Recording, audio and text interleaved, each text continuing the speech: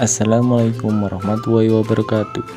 Di sini saya akan menjelaskan tentang mekanisme pencernaan makanan pada hewan ruminansia. Hewan ruminansia adalah kelompok hewan mamalia yang bisa memamah atau memakan dua kali dan dikenal dengan hewan mamalia baik. Contoh hewan ruminansia ialah sapi, kerbau, rusa, domba, kambing, dan kijang. Memamah dua kali maksudnya adalah ketika rumput setelah dicerna di mulut akan difermentasi di rumen dan retikulum.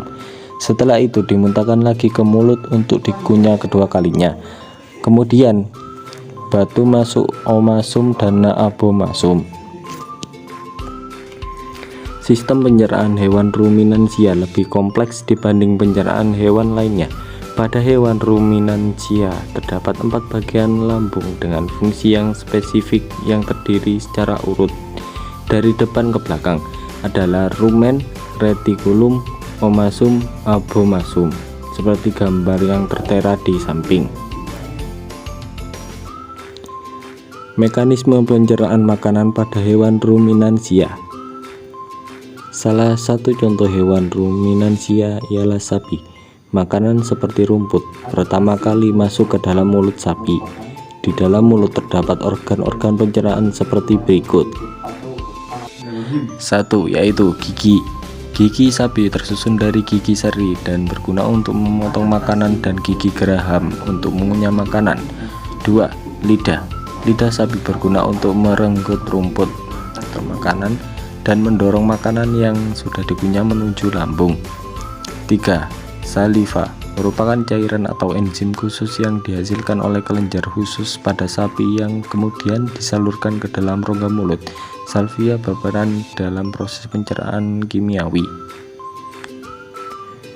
Ketika rumput sudah selesai dikunyah di mulut, kemudian didorong ke rumen dan retikulum untuk difermentasi. Setelah itu dimuntahkan lagi ke mulut untuk dikunyah kedua kalinya. Setelah pengunyahan kedua, maka baru akan masuk ke retikulum, lalu ke omasum, dan akhirnya ke abomasum. Lambung sapi berbeda dengan lambung manusia, ukuran jauh lebih besar. Lambung sapi merupakan organ pencerna yang sangat penting bagi sapi.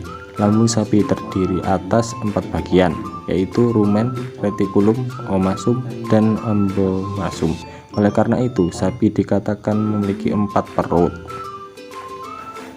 Bagian-bagian lambung sapi. Rumen atau perut besar, yaitu tempat terjadinya pencernaan dengan bantuan mikroba atau bakteri. Di sini makanan dicerna hingga menjadi bubur dengan digerakkan mengaduk yang dilakukan oleh dinding rumen. Pada saat sapi beristirahat, makanan kembali ke mulut dan dikunyah kembali. Setelah dikunyah untuk yang kedua kalinya, makanan dimasukkan ke retikulum atau perut jala. Retikulum atau perut jala. Di dalam retikulum makanan kembali mengalami proses fermentasi dengan bantuan bakteri anaerob dan protozoa. Di dalam bagian perut ini terjadi proses absorpsi dan penyaringan benda-benda asing yang masuk bersama makanan hingga tidak masuk ke omasum atau perut kitab. Omasum atau perut kitab. Di dalam omasum makanan dicerna dengan bantuan enzim pencernaan. Selanjutnya makanan masuk ke abomasum. Abomasum, perut masam. Perut bagian inilah yang sebenarnya disebut dengan lambung. Di sini makanan dicerna dengan bantuan enzim pencernaan pepsin yang dihasilkan oleh abomasum. Setelah melewati seluruh proses pencernaan makanan di dalam abomasum, makanan bergerak menuju usus halus. Panjang usus halus seekor sapi dewasa dapat mencapai 40 meter. Di dalam usus halus terjadi proses absorpsi dan fermentasi. Selanjutnya sisa-sisa makanan akan dikeluarkan melalui anus. Sekian dan terima kasih. Semoga bermanfaat.